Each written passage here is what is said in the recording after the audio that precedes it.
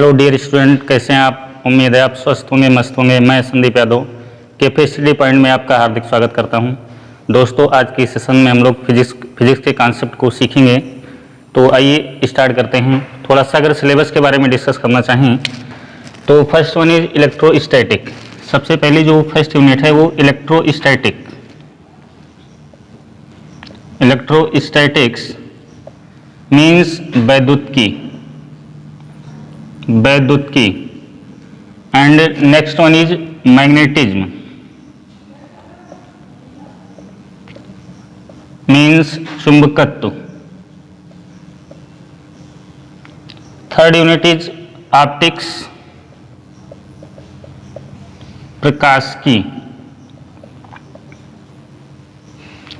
Fourth is modern physics.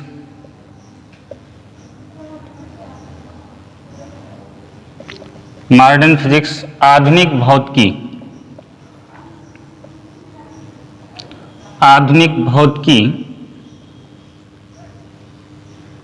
And fourth is and next is electronics.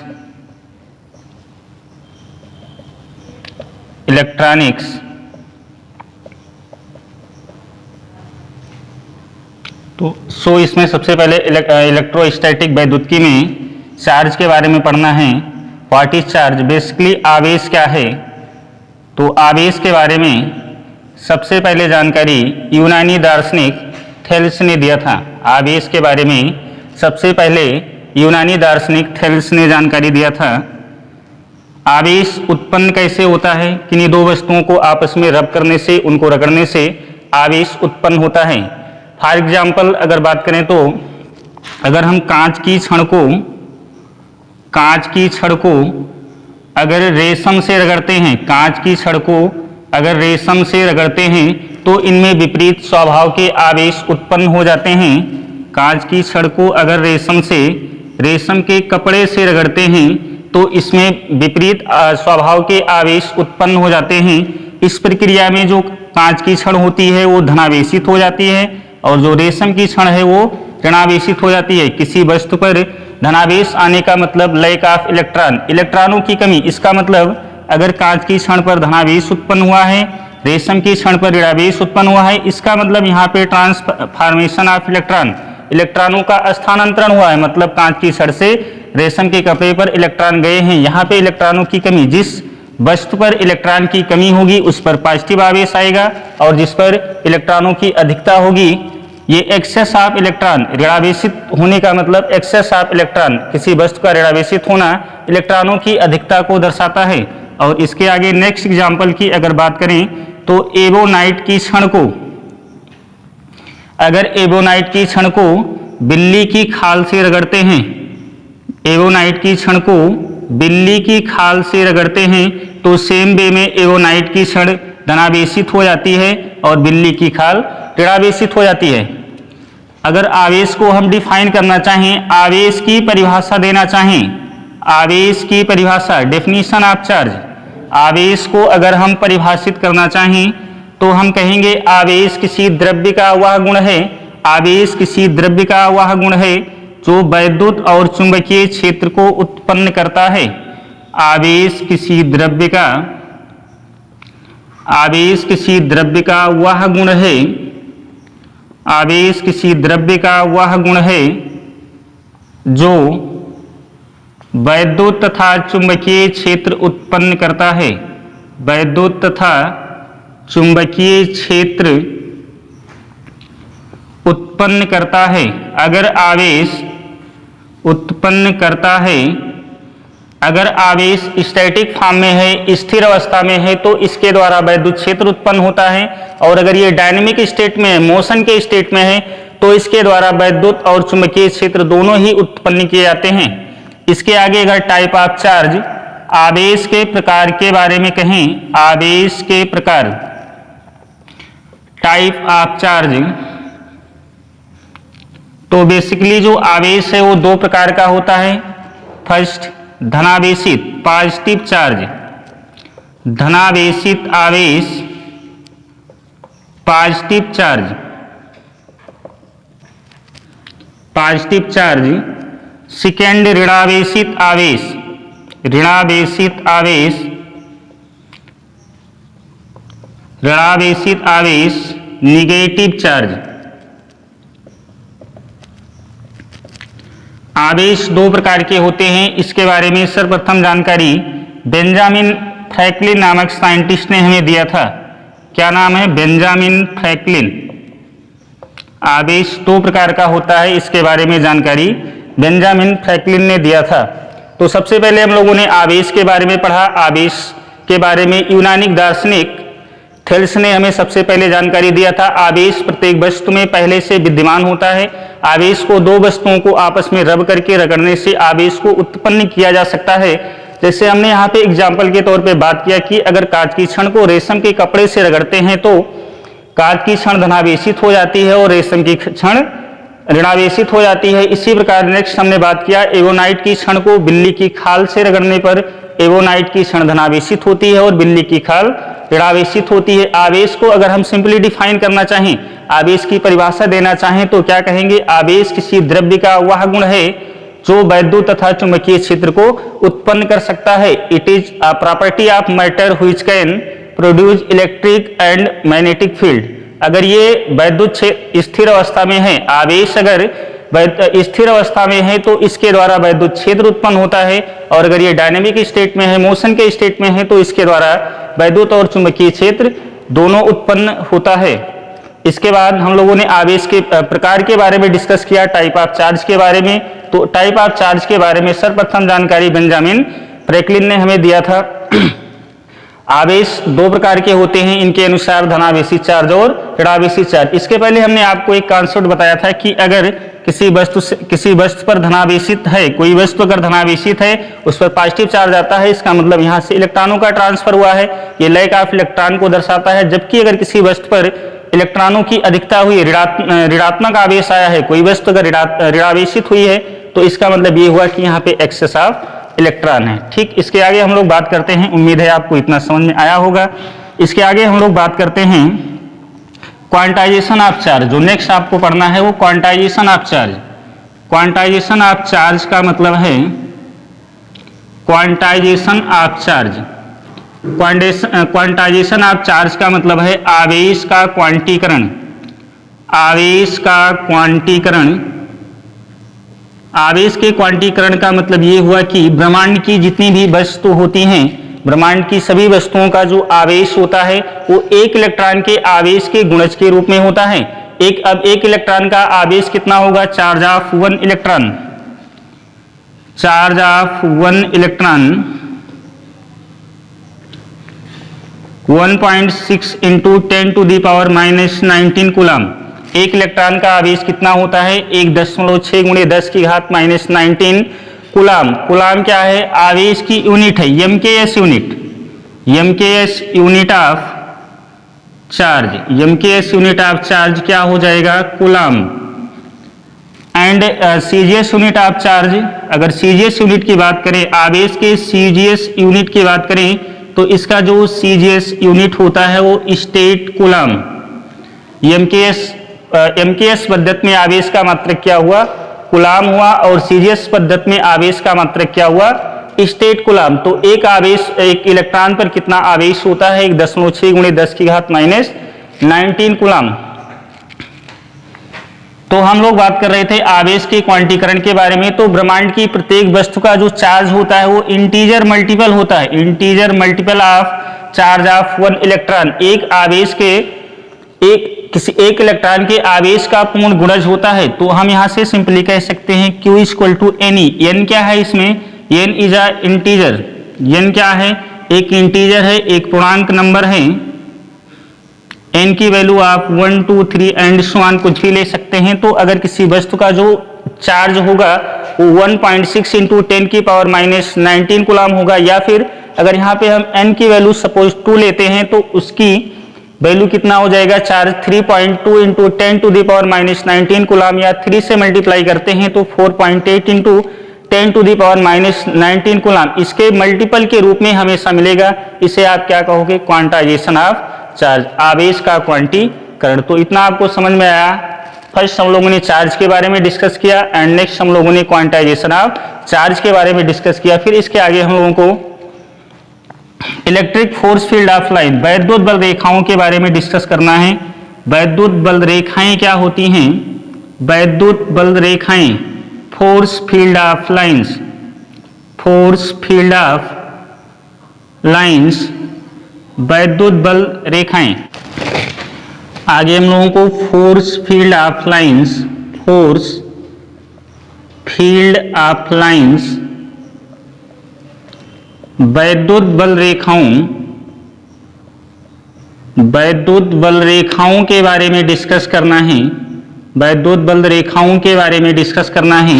तो वैद्युत बल रेखाएं क्या होती हैं? Electric field force field of lines क्या होती हैं? तो ये एंगललेस लाइंस होती हैं, एंगललेस इमेजिनरी लाइंस। निष्कोण वक्र काल्पनिक रेखाएं, ये क्या होती हैं? निष्कोण वक्र, निष्कोण वक्र काल्पनिक रेखाएं, निष्कोण वक्र काल्पनिक रेखाएं होती हैं। वैद्युत क्षेत्र में खींची गई ऐसी निष्कोण वक्र काल्पनिक रेखाएं जो परिमाण और दिशा में वैद्युत क्षेत्र को रिप्रेजेंट करती हैं। निष्कोण वक्र तथा काल्पनिक रेखाएं होती हैं जो कि परिमाण और दिशा में, परिमाण और दिशा में, परिमाण और दिशा में वैद्युत क्षेत्र को रिप्रेजेंट करती हैं। वैद्युत क्षेत्र को, वैद्युत क्षेत्र को प्रदर्शित करती हैं, वैद्युत क्षेत्र को प्रदर्शित करती हैं। अब इलेक्ट्रिक फोर्स फील्ड लाइन को आप ड्रा कैसे करेंगे, कैसे खींचेंगे? तो इसके लिए आपको बेसिकली कुछ कॉन्सेप्ट्स को, इनके प्रॉपर्टीज के बारे में जानना होगा। तो आगे नेक्स्ट हम लोग properties of force field of lines, properties, properties of force field of lines, force field of lines, वैद्युत बल रेखाओं के गुणों के बारे में जानेंगे। तो वैद्युत बल रेखाओं को ड्रा कैसे करते हैं? तो सबसे फर्स्ट थिंग इज, ये निष्कोण वक्र काल्पनिक रेखाएं होती हैं, मतलब एंगललेस होना चाहिए, कर्व नहीं बनना चाहिए। एंगललेस, इस प्रकार से कर्व एंगल के फॉर्म में आप इलेक्ट्रिक फोर्स फील्ड लाइंस को ड्रा नहीं कर सकते हैं, ये गलत तरीका है। आप इस प्रकार से वैद्युत बल रेखाओं को ड्रा नहीं कर सकते हैं। आप इस प्रकार से एंगललेस इमेजिनरी लाइंस को ड्रा करेंगे, निष्कोण वक्र रेखाओं को बनाएंगे। तो पहला आपका ये हो गया कि निष्कोण वक्र काल्पनिक रेखाएं होती हैं। सेकंड, ये हमेशा धनावेशित वस्तु से निकलती हैं बाहर की तरफ, तो धनावेश से निकलती हैं। सेकंड आप याद रखेंगे, धनावेश से निकलती हैं, धनावेश से निकलती हैं। तो अगर कोई पॉजिटिवली चार्ज ऑब्जेक्ट है आपके पास, कोई धनावेशित वस्तु है, तो जो लाइंस होंगी ये क्या होंगी? यहां से आपको इस प्रकार से निकलती हुई प्रतीत होंगी। तो वैद्युत बल रेखाएं हमेशा क्या होती हैं? धनावेश से निकलती हैं। थर्ड आपको, थर्ड प्रॉपर्टीज है ऋणावेशित से, ऋणावेशित में प्रवेश करती हैं, ऋणावेश में प्रवेश करती हैं। जो वैद्युत बल रेखाएं होती हैं वो ऋणावेश में, ऋणावेशित वस्तु में प्रवेश करती हैं, ऋणावेशित वस्तु में प्रवेश करती हैं, ऋणावेशित वस्तु में प्रवेश करती हैं। तो यहाँ पे आप इनको इंटर कर सकते हैं माइनस चार्ज में। इस प्रकार से ये एंगललेस रेखाएं होनी चाहिए।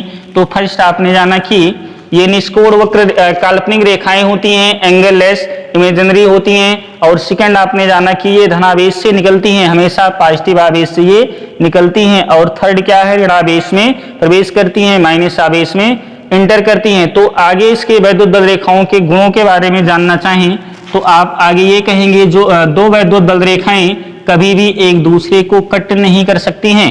दो वैद्युत बल रेखाएं कभी भी एक दूसरे को कट नहीं कर सकती हैं। इसलिए नहीं कट कर सकती हैं क्योंकि अगर इस बिंदु पर आप यहाँ पे दो टेंजेंट लाइन ड्रा कर सकते हैं, एक ही बिंदु पर दो टेंजेंट लाइन ड्रा कर सकते हैं। और टेंजेंट लाइन ड्रा करने का मतलब, स्पर्श रेखा ड्रा करने का मतलब, टेंजेंट लाइन क्या होता है? उस बिंदु पर इलेक्ट्रिक फील्ड की डायरेक्शन को रिप्रेजेंट करती है। किसी कर्व पर अगर हम किसी पॉइंट पर टेंजेंट लाइन को ड्रा करते हैं तो इसका मतलब वो क्या रिप्रेजेंट करेगा, उस पॉइंट पर इलेक्ट्रिक फील्ड की डायरेक्शन को रिप्रेजेंट करेगा।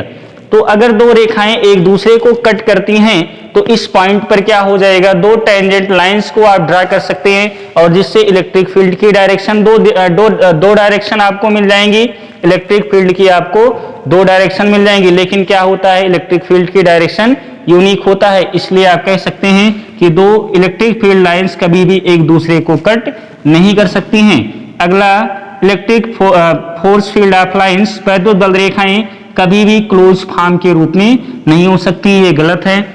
ठीक, तो इस प्रकार से आपने पहली प्रॉपर्टी पढ़ा कि निष्कोण वक्र काल्पनिक रेखाएं होती हैं, एंगल लेस इमेजिनरी कर्व होता है, जो कि काम क्या है इसका, ये परिमाण और दिशा में, मैग्नीट्यूड और डायरेक्शन में इलेक्ट्रिक फील्ड को रिप्रेजेंट करता है, वैद्युत क्षेत्र को प्रदर्शित करता है। अब आगे इसके हम लोग वैद्युत बल रेखाओं के गुणों के बारे में डिस्कस कर रहे हैं। तो इसका क्या है, धनावेश से निकलती हैं, ऋणावेश में प्रवेश करती हैं, ये एंगल लेस होती हैं, इस प्रकार से नहीं हो सकता है और कर्व के फॉर्म में होना चाहिए। और नेक्स्ट क्या है कि कभी ये एक दूसरे को कट नहीं कर सकती हैं, इसलिए नहीं काटती हैं क्योंकि अगर ये काटेंगी तो इनके टेंजेंट पॉइंट पर, यहाँ पे आप क्या करेंगे, इनके जो इनका कांटेक्ट पॉइंट है, इस स्पर्श बिंदु पर अगर आप स्पर्शी ड्रा करोगे, टेंजेंट ड्रा करोगे, तो यहाँ पे दो लाइंस मिलेंगी जो कि इलेक्ट्रिक फील्ड की दो डायरेक्शन को रिप्रेजेंट करेंगी। लेकिन इलेक्ट्रिक फील्ड की डायरेक्शन क्या होती है, यूनिक होती है, इसलिए आप कह सकते हैं कि दो फोर्स फील्ड ऑफ लाइंस कभी भी एक दूसरे को कट नहीं कर सकती हैं। और नेक्स्ट क्या है, ये क्लोज फॉर्म के रूप में नहीं हो सकती हैं। ठीक, इसके आगे हम लोग डिस्कस करते हैं वैद्युत क्षेत्र के बारे में। वैद्युत क्षेत्र क्या होता है, इलेक्ट्रिक फील्ड क्या होता है, वैद्युत क्षेत्र क्या होता है, इलेक्ट्रिक फील्ड, वैद्युत क्षेत्र इलेक्ट्रिक फील्ड, इलेक्ट्रिक फील्ड क्या होता है, वैद्युत क्षेत्र। तो सपोज आपके पास दो चार्ज गिवन हैं और दोनों पॉजिटिवली चार्ज हैं, तो आप जानते हैं कि अगर सेम चार्जेस एक दूसरे को रिपल करते हैं और अगर वो अपोजिट नेचर के हैं तो एक दूसरे को अट्रैक्ट करते हैं। समान आवेश एक दूसरे को प्रतिकर्षित करते हैं और ऋणावेश क्या करते हैं, जो विपरीत प्रकार के आवेश होते हैं वो एक दूसरे को आकर्षित करते हैं। तो यहाँ पे अगर दो आवेश हैं, धनावेशित और धनावेशित, अगर इनको एक दूसरे के नियर, एक दूसरे के क्लोज ले जाते हैं तो ये क्या करेंगे, एक दूसरे को रिपल करेंगे। इनके रिपल्सन से अगर इसके और थोड़ा सा नजदीक लेकर के आए, अगर ये स्टार्टिंग में इससे बहुत दूर है, ठीक, इसका एक रेंज होता है, अगर दोनों चार्ज एक दूसरे से बहुत ज्यादा डिस्टेंस पर हैं तो ये रिपल नहीं करने हैं। धीरे धीरे हम क्या करते हैं, इस चार्ज के समीप इस चार्ज को लेकर के आ रहे हैं। जिस चार्ज को बाहर चलाया जाता है, इनफाइनाइट से लेकर के जिस चार्ज को आते हैं, इससे हम क्या कहते हैं, टेस्ट चार्ज कहा जाता है। इससे क्या कहते हैं, टेस्ट चार्ज, परीक्षण आवेश कहा जाता है, परीक्षण आवेश।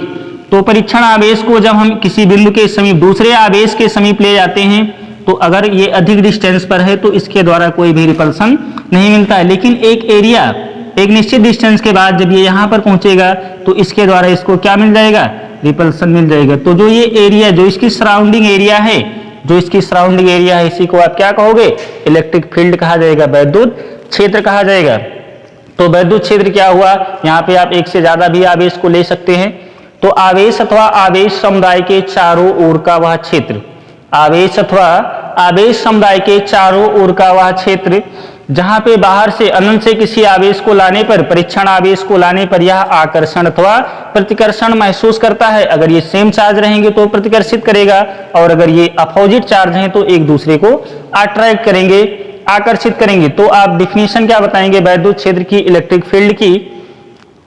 वैद्युत क्षेत्र क्या होता है, किसी आवेश अथवा आवेश समुदाय के चारों ओर का वह क्षेत्र जहां पर परीक्षण आवेश को लाने पर यह आकर्षण अथवा प्रतिकर्षण बल महसूस करता है। इस आवेश और आवेश समुदाय के चारों ओर के क्षेत्र को आप क्या कहेंगे, वैद्युत क्षेत्र कहेंगे। The area surrounded by the charge or group of charge, the area surrounded by the charge or group of charge in which a positive test charge repel or attract to each other, this area is known as electric field। इस area को आप क्या कहोगे, वैद्युत क्षेत्र कहोगे। ठीक, clear हो गया यहाँ तक वैद्युत क्षेत्र, इलेक्ट्रिक फील्ड। उम्मीद है आपको इतना समझ में आया होगा। फोर्स फील्ड ऑफ लाइन, वैद्युत बल रेखाओं हम लोगों ने पढ़ा। उसके बाद धनावेश से निकलती हैं, ऋणावेश में प्रवेश करती हैं, एक दूसरे को कट नहीं कर सकती हैं और क्लोज फॉर्म के रूप में नहीं हो सकती हैं। आगे हम लोगों ने वैद्युत क्षेत्र के वैद्युत क्षेत्र को परिभाषित किया, इसके बारे में डिस्कस किया। वैद्युत क्षेत्र क्या होता है? तो वैद्युत क्षेत्र किसी आवेश अथवा आवेश समुदाय के चारों ओर का वह क्षेत्र है जहां पे परीक्षण आवेश को लाने पर आकर्षण या प्रतिकर्षण बल महसूस करता है, उसे आप वैद्युत क्षेत्र कहेंगे। इसके आगे हम लोग वैद्युत क्षेत्र की तीव्रता जानेंगे, क्या होता है? Electric field intensity. आइए आगे देखते हैं वैद्युत क्षेत्र की तीव्रता।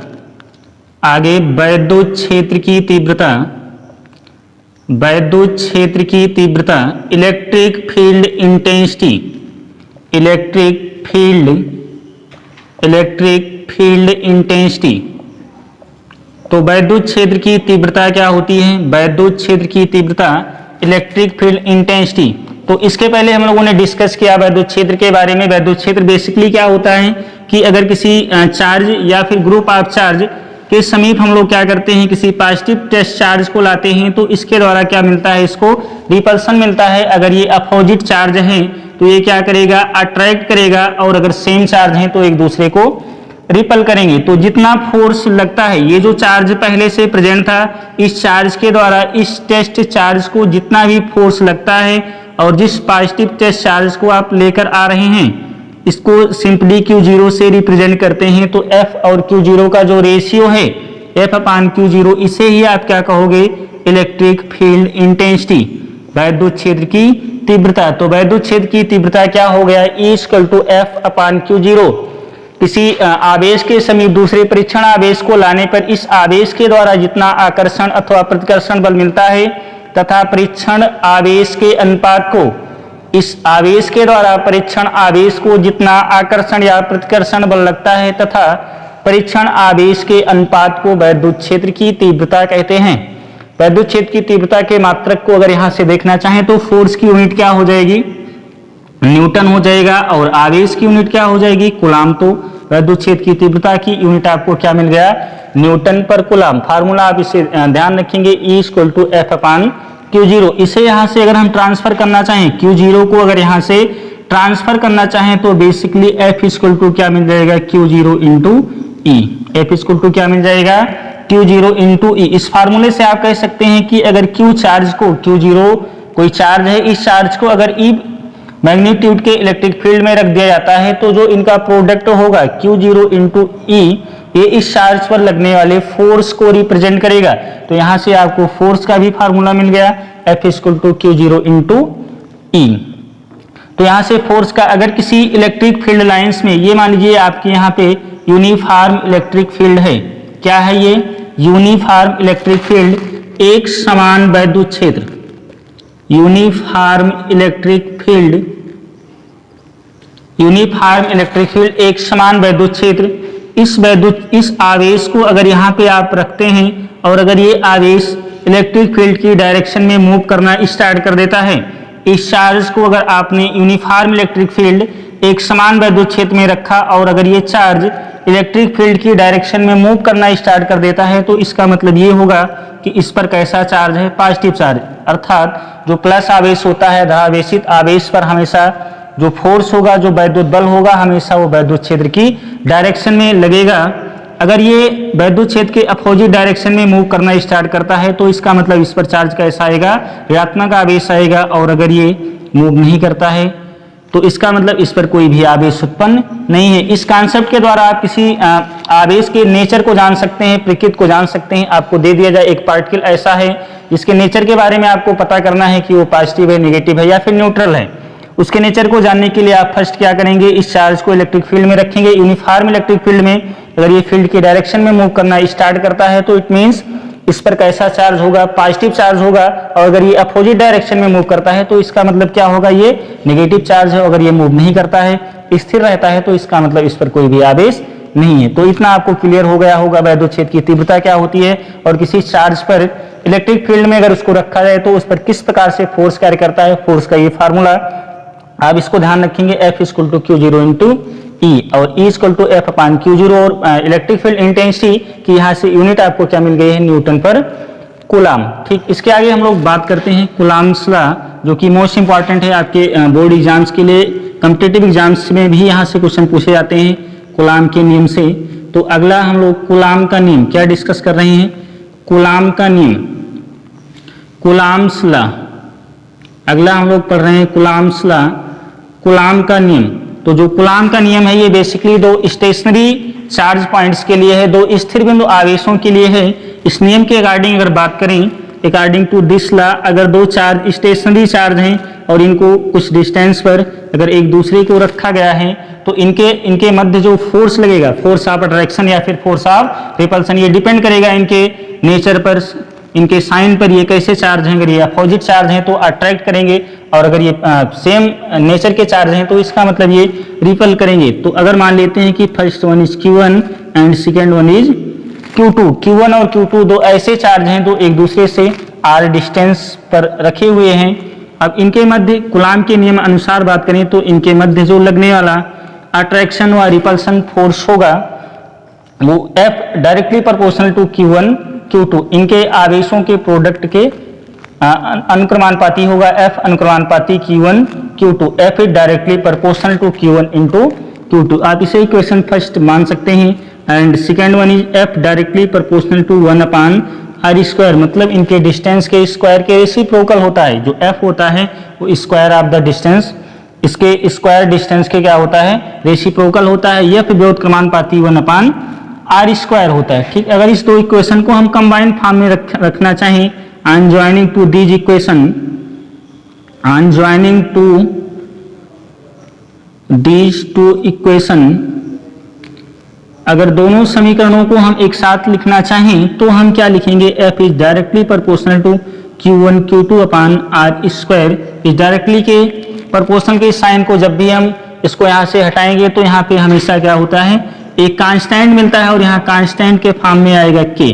तो F इक्वल टू Q1, यहाँ पे Q2 रहेगा, तो F equal to K Q1 Q2/r²।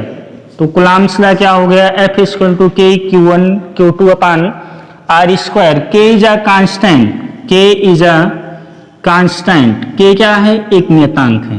K is a constant, K क्या है, K एक नियतांक है। K के वैल्यू को अगर रिप्लेस करना चाहें तो इसे आप रिप्लेस कर सकते हो 1/4πε0। K equal to 1/4πε0। 4 आप समझते हैं, दिस इज अ न्यूमेरिक। पाई की वैल्यू आप समझते हैं 22/7 या 3.14। अब एप्सिलॉन नॉट क्या हो जाएगा, एप्सिलॉन जीरो को आप नाम क्या दोगे, इसे कहते क्या है, एप्सिलॉन नॉट को एप्सिलॉन नॉट। क्या है ये, एप्सिलॉन नॉट।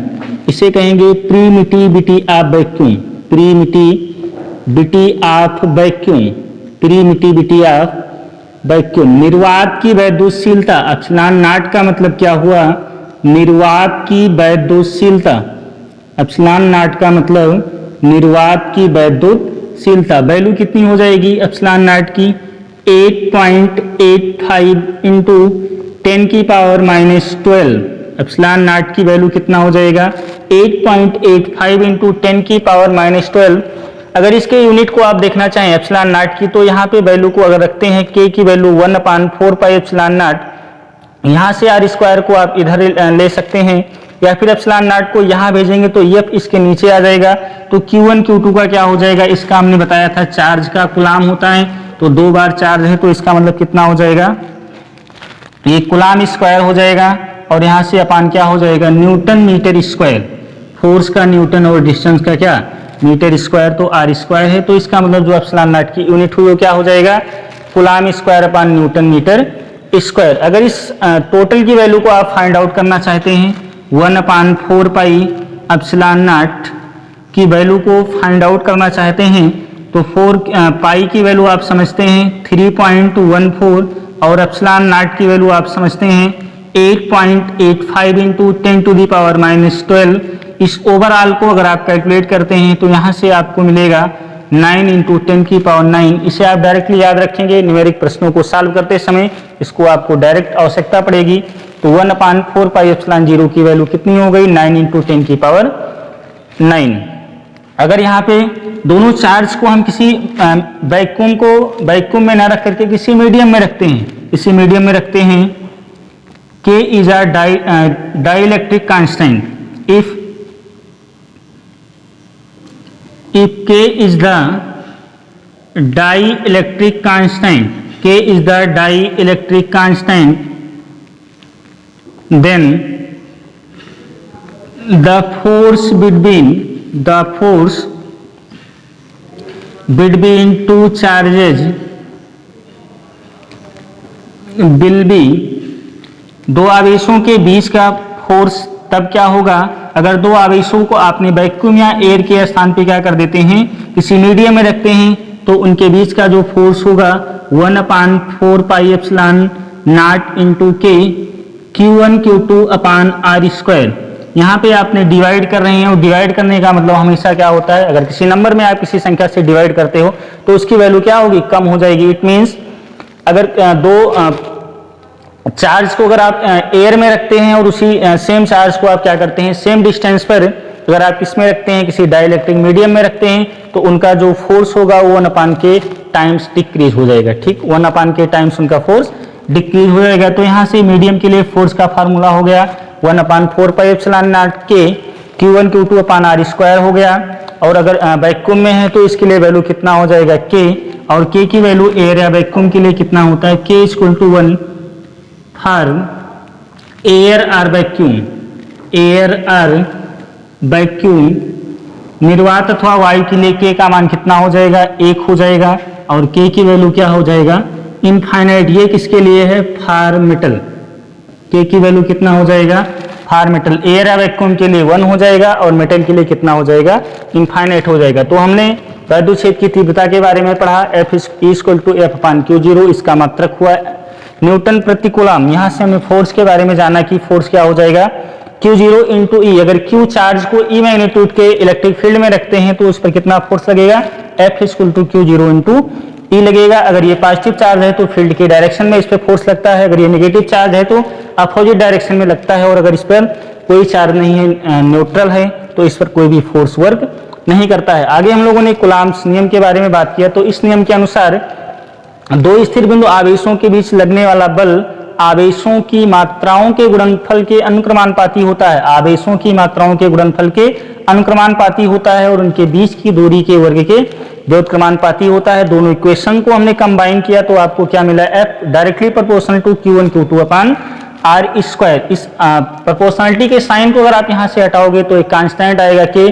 और K को हमने रिप्लेस किया 1/4 पाई एप्सिलॉन नॉट से। एप्सिलॉन नॉट को आपने क्या कहा, परमिटिविटी ऑफ वैक्यूम, निर्वात की वैद्युशीलता। इसकी वैल्यू कितनी होती है, 8.85 × 10⁻12 coulomb square upon newton metre square. अगर इस वैल्यू को यहाँ पे आप पाई की वैल्यू 3.14, एप्सिलॉन नॉट की वैल्यू 8.85 × 10⁻12 को रखकर ओवरऑल अगर आप सॉल्व करते हैं तो आपको कितना मिलेगा, यहाँ से 9 × 10⁹9। इस वैल्यू को आप डायरेक्टली याद रखेंगे, 1/4 पाई एप्सिलॉन 0 = 9 × 10⁹9। न्यूमेरिक प्रश्नों को सॉल्व करने में इसे हमें आवश्यकता पड़ेगी, तो इसे आप यहाँ से याद रखेंगे। फिर आगे हम लोगों ने इस आवेश को किसी मीडियम, डाइलेक्ट्रिक मीडियम में रख दिया। अगर डाइलेक्ट्रिक मीडियम में रखते हैं तो फोर्स का नया फार्मूला क्या मिलेगा आपको, F = 1/4 पाई एप्सिलॉन 0 के Q1 Q2 upon r square. ये फार्मूला मिल जाएगा। यहाँ से आप देख रहे हैं कि अपान K से डिवाइड कर दिया गया, और डिवाइड करने का मतलब क्या हुआ, यहाँ से वैल्यू क्या हो गई, कम हो गई। तो अगर सेम चार्ज को सेम डिस्टेंस पे एयर में रखते हैं और किसी मीडियम में रखते हैं तो फोर्स वहां पे क्या होगा, डिक्रीज हो जाएगा। जो K है इसे आप डाइलेक्ट्रिक कांस्टेंट कहते हैं, और K की वैल्यू 1 होती है एयर और वैक्यूम के लिए, निर्वात या फिर वायु के लिए, और K की वैल्यू मेटल के लिए इनफाइनाइट होता है। ठीक दोस्तों, आज के वीडियो में बस इतना ही, शेष आगे के वीडियो में हम लोग डिस्कस करेंगे। Thank you.